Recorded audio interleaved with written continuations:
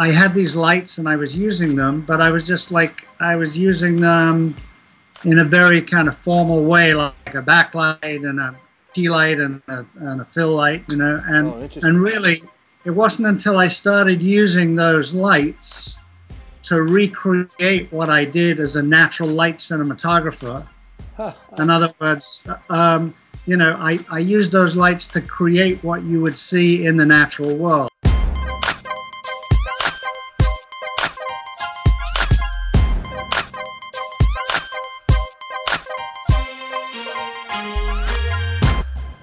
Hey guys, I hope you're extremely excited for this episode. We have Bruce Logan, ASC, on with us, and this is a real treat because the man has done everything. He is everything. He's a writer, a director of photography. He's a visual effects specialist, and we have him on the show today. We speak for about an hour. So go get a coffee and get comfortable. I'm going to break it up into a couple different segments to make it easier. And we also discuss his lighting course. He has a lighting course coming up, which is specifically for visual effects lighting. And we speak about that a little bit. And it seems like it's going to be amazingly impressive. If I were you, I would get out to it. We also discuss his short film that he did with Philip Bloom, Genesis, which Steve Weiss from Zacuto put together and organized. And I picked that piece because it seemed like something that we could all learn from, how to make a simple camera like the GH3 look as amazing as they managed to do. So enjoy the episode, and it's going to be a good one. So Bruce, welcome. Welcome to the show, BigLeagueFilmSchool.com. I'm beside myself that you've made the time to be with us today. And, well, thanks for inviting me. That's fantastic. Absolutely, absolutely. You know, I asked a fellow DP once if he has anybody that he could recommend that would want to be on, you know, anybody like big time on your level. And his answer was, you know, it's not, DPs aren't always so willing to give away their secrets and their which I thought was amazing. And here I am with you, so that shows what kind of a person you are. That, you know, to start off with. So I want to say thanks again. I don't really have any secrets. Okay, good. We're happy to hear that. That means that it's actually what you do is achievable. It's nothing, you know, that's what I read in between the lines from what you're saying. That's exactly right. And I'm completely self-taught, you know. So I probably just tried every different way until I found one that I liked, you know. And, that excites me to no end to hear that. Because I mean, I'm self-taught, you know, only with my minimal experience, self-taught. I haven't been to film school, and I ask myself, should I go? Should I go to at least some sort of schooling which just focuses on lighting? You know what? You know, and I've learned that the more I just get out there, that's the best school, and the more I join people that are better than me, that's also the best schooling. So you know what? Let's touch on that for a minute. Why don't you tell us a little bit about your self-taught? That just blew me away. I didn't know that. Well, you know, I think a lot of people, you know, ask me, well, should I go to film school and do this? And I said, well, how much are you going to spend on film school? I said, well, $100,000. I said, well, you can make a pretty nice movie for $100,000, you know. So why don't you make a movie? You might get lucky, you know. So that's kind of my advice, you know. I started off. I had a very early interest in animation, and I was a huge fan of Walt Disney. And growing up in London, England, I was starved of animation because they only had it on television once a year for the Disney special on Christmas Day. And the only other place you could see animation was in what they called news theaters, which are these little theaters near tube stations that you go in and you watch the news and you watch a couple of Laurel and Hardy cartoons you know, comedies rather, and then these cartoons. So anyway, I had this fascination, and I taught myself to become an animator. I read some focal press books. Okay. And so when the other kids are out there on the beach on the holiday, I'm kind of up there in the attic, and I'm flicking cells backwards and forwards and drawing stuff. And then my father gave me a 9.5 millimeter camera, which is a very old French gauge, but the great part about the camera was that you could take single frames with it. So now I had a way of putting like all these animated drawings onto a strip of film, and I started making my own animated films. And then I, I took that up professionally, and I for about a year and a half, I studied how to become an animation cameraman. And so I was an animator and a cameraman. And then a film called 2001: A Space Odyssey came to town, and they were looking for people that knew how to shoot animation. So you struck gold.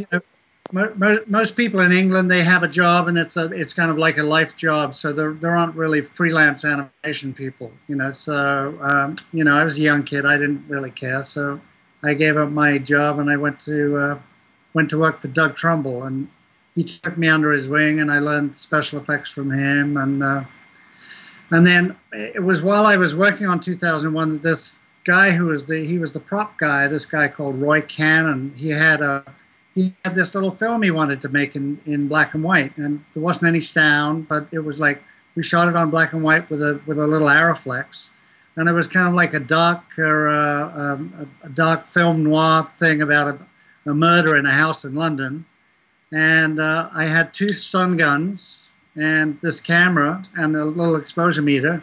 What's a sun gun? A sun gun it's a portable light. It's like it's a hard light, but it's got a cable on it. Okay. And a little battery pack, and you just put the battery pack over you, and you have somebody hold it. Yeah. So I had to say, you go stand over there and shine the light this way, and you go over there and shine the light. And somehow I got an image. With 2 lights. With 2 lights. Yeah. And maybe some screw-in photo flood bulbs or something, for the practicals in there. Yeah. But that was basically it. And then I suppose my next break was I got to shoot a film. I went to the United States to work for Doug Trumbull at his newly formed visual effects company in Los Angeles. And I went there, but I was still fascinated with live action. So I got to shoot a little, I guess it was kind of like a music picture, but it was a fantasy. And what I did was I shot natural light. And my talent was like saying, well, let's go shoot it over there because the light's really nice over there. I didn't really know anything about lighting, except what I'd done with the 2 sun guns. Wait a minute. How many years into your process is at this point, and you're still saying you don't know anything about lighting? Well, this is very powerful for somebody like me, and I hope anybody else who's watching and doesn't have a lot of formal training. I mean, here you are already progressing quite strongly, and you're admitting on yourself that you still didn't know much about lighting, and that's amazing. I really didn't, and I would find really great natural light places to shoot, and I said, look how beautiful the light is over there. Let's go shoot it over there, So you were trusting your eye, at least, Exactly, and we can, and the eye is the best instrument, and especially now, it used to be the film stocks were so slow that you couldn't trust your eye. You had to have like a pan glass and look through it and look at contrast ranges and stuff because it was very, very hard to get stuff on. But with the faster films, what you saw with your eye is basically what you got. And then, there were some scenes in there that they said, well, we're going to have to light these because they're at night. So, suddenly they gave me a bunch of lights and I started doing stuff, and, I got into lighting, but once again, self-taught. I ran into a couple of good gaffers that were, showed me the ropes, but basically, and I would say, at this point, my cinematography kind of reached kind of like a mediocre level because I had these lights and I was using them, but I was just like, I was using them in a very kind of formal way, like a backlight and a key light and a fill light, and really, it wasn't until I started using those lights to recreate what I did as a natural light cinematographer. In other words, I used those lights to create what you would see in the natural world. So in other words, I put a big silk over the top or an ultra bounce, and I'd bounce a blue light into it, and that would be like, oh, that looks just like the blue sky. It's just like someone's in, so. And people were on stage. They would hang these chicken coops over the thing, and it's like I mean that's not where light comes from. Light comes through windows. So, so I put the light outside the window, and put the actors in the right spots, and suddenly my work started to come to life again. You said something very interesting. You said you stopped doing it I'm trying to remember the exact words, but you were saying that you stopped doing it the formal way, which is a backlight here and a key there, and just here's the technique, here's the ABCs. You said you got away from the ABCs and started using your own logic. Is that what you're saying? Exactly. And I would always look around situations where I loved the light, and I said, well, where's the light coming from, and what kind of light is it? And overhead it's like it's a really soft light. The skylight's really soft and it's blue, and the sun's a different color, and it's coming from 3/4 back, and wow, that really looks beautiful. I can do that with lights, So let me ask you a question, right off the bat. Let's just jump into this real strongly. If you were to advise somebody who is where you were a long time ago, meaning he has an eye for things, they know, she, anybody that they know what they want, they kind of have it in their head, but now they want to execute. They're not going to go now and buy tons of lights and to rent every single time. My question is, what would you recommend for them to purchase so that they can go out and practice on a daily basis? You understand what I'm saying? Like, 2 of these, 1 of those, something that could cost a few $100s. For $400 or $500, here you go. This should cover most of the type of things that you want to shoot on your own. I mean, you're not gonna obviously light a grand scene, of a mansion with $400 or $500 worth of lights, but enough to let you do in most cases, and really start to learn and practice. What would you tell a person to purchase? That really is tough because because lights are expensive, and most of the light that you see in the natural world is soft light. So I would recommend buying soft lights. I wouldn't buy like a mole kit and with a like really hard sharp light coming in. I would try and spend money and get a Kino flow set. But now Kinos are very expensive. Yeah. But there are cheaper versions of them. But those kind of soft fluorescent lights are really good because you can go into anywhere and you can plug them into the wall. So you don't need a generator. You don't need anything like that. But go ahead. And if you are going to use the harder lights, then you got to bring some frames to put diffusion on. Yeah. And soften that light. Otherwise, you really are into this kind of weatherman lighting. You got a key light coming in, and it's hard. You got a hard nose shadow. Yeah. So how would my dilemma with those kind of lights is, how would I use those kind of lights to, let's say I have a room and I want to light a subject and I don't want to light the whole room up. Those lights are kind of, they shine kind of in a broad manner. They don't aim in, so how would you use those to really light, right in here and not get the whole wall behind the person, Right. Well, the first thing that you do is the director starts staging action up against the wall. You say, come on, let's get those people away from the wall.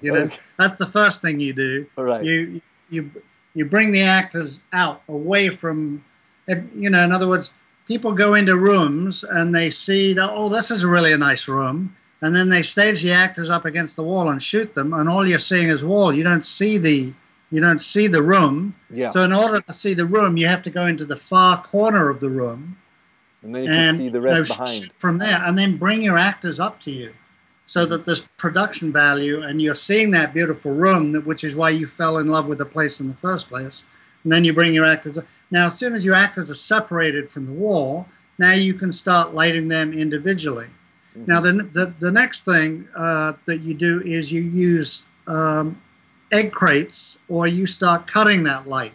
So instead of spreading everywhere, Kino flows come with an egg crate, which is a way of like directionally controlling the light. So it's not spilling everywhere. It's just going, it's going directly towards the actors, but it's still soft. Gotcha. And this is one of my favorite ways of lighting is snooted soft light. And Snooted soft light. How do you snoot a keynote? Because they're long. they are so you can snoot them with flags. Okay. Yeah. Yeah. Right, but also the egg crate is a really good start, because that starts to directionalize it. Yeah. And but now you want to start cutting the top and the bottom and the sides of it, Right. And if you go into an art museum and look at some Rembrandts, or look at some Turner, you'll see snooted soft light. These masters, the light that's coming down is like this really beautiful soft light, but it's controlled, so it's like there are bright areas of it, and then it falls off into shadow. And that's the other great way of learning lighting, is to look at great painters and the way that they've controlled the lighting in their paintings. In the end of the day, isn't that what it all comes down to? Is getting that nice soft light and, like you just said, really controlling it so it only hits specific areas. Exactly what you want. I mean, that's, at the end of the day, that's the whole skill. How can I get the light here and not there? Right. Exactly. And that's, and in the American way, and this isn't true in Europe or I just worked in Australia, it's not true down there, but the electrical department here, they set the lights. Yeah. And then the grip department come in and they cut the light. So all the flags and all the rags and all the diffusion frames, and those are all handled by the grip, But those are all the way of taking a really bright, sharp, ugly light and making it and turning it into a beautiful natural light source. Now there are times to use hard light, obviously,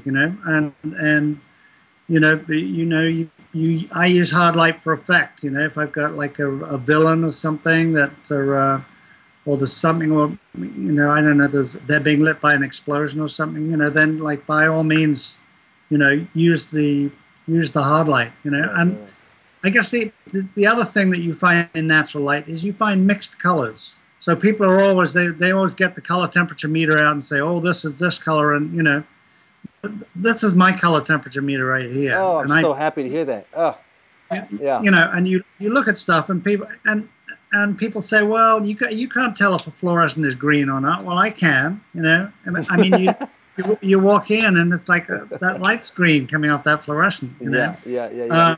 Would you say the same is true also for light meter? And, in other words, do you walk around with a light meter all day long and go, for all these corners of the room? Or do you say, hey, you just use your eye? I use my eye, but when it was film, I would use my eye and I'd make the frame look the way I wanted to. But then in order to figure out how to expose it, then I go in with the exposure meter. Mm-hmm. Yeah. And, that's when I do it. But no, I don't go to the corner, oh, that's reading this. It's like, no, it's the way that it looks. But now I'm in the digital age, I don't even do that because I have a waveform, Yeah. By looking at the waveform monitor, I just I twist the f-stop ring until the waveform looks nice, fat, and the other part of it is, and this is, I'm kind of on my soapbox here, is that I feel very strongly that DPs need to color correct their own work. Yes, sir. They need to be physically here on a resolve or a face light or whatever, and they need to physically do it, because if they don't, they've lost all control. Because in the digital age, everyone's shooting S-Log and RAW, and it's like, yes, they've got to do a nice lighting job, but so much of the control of the image, and if they want to be the auteur of the image, they need to come in and take control of this part of the process. Yeah, well, now that's 2 for 2 now. 2 great DPs have told me now the same thing. I interviewed, we have somebody on my show, his name is Daron Keat, and he's a pretty top commercial DP, and I asked him about this one piece that had such a unique look to it color-wise, and he said he did it all in camera with filters and whatnot, and I said, wow, that's pretty risky. What if, it's in camera. That's it. It's baked in. He goes, yeah, well, I don't want some colorist to come and ruin all my work and do whatever he wants with it. That's why they hired me. So that's exactly what you're saying. Well, it is, but I'm coming from another way. I'm saying that it is risky. Yeah. And if you, and if you know how to do it and control it at this end, yeah, okay, and do it. Right. But I have to say that you know, I hadn't used a filter in front of the lens for like 15 years because like I was shooting digital, and you know, as far as I was concerned, the image was only just acceptable, you know. But now with like 2K and 4K cameras and really nice high resolution lenses, yeah, you know, stuff has become so sharp that I'm really interested in using really old glass, you know, getting some old Super Baltar lenses and you know, without coating on the lenses and you know, getting really Coke bottle glass, you know, and using on these super high definition chips, you know, and you get this fantastic soft image. And I'm also back into using filtration again because the images are so good that you can step on them, and it is baked in. But you know, he's right. You know, that's what DPs are for. You know. Yeah, yeah. Well, I think, I mean, you guys are saying the same thing. You're saying that you should, you know, do the coloring yourself so you can stay in control. And he's saying half the times he doesn't get to be the colorist, and therefore he wants to make sure it is, you know, he's handing them something that's almost final already. You know, and of course that takes a lot of skill. We talked about it takes a lot of skill and a lot of confidence to do that. You have to really know what you're doing. You know, the average person wants everything as. At least now you can see what you're getting because you're sitting there with a production monitor. Yeah, you know? yeah.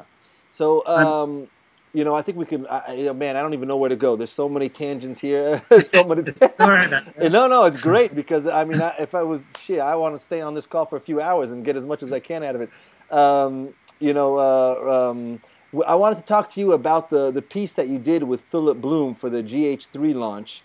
It's called Genesis, right? And I think it's going to be a great piece for us to discuss because it was shot with a GH3, and that's the beauty. That's the beauty of why I want to discuss this piece is because, you know, if we discuss something that you did on a Hollywood level, $1 million budget, no one's going to buy it. They're going to say, oh, well, of course, you know, he's got these monster cameras and whatnot. Of course, you know, I can't learn anything from that. You want to be accessible. Exactly, and you know, I've been shooting with the DSLRs since they came out. Started with the 7D, now I'm on the 5D Mark III.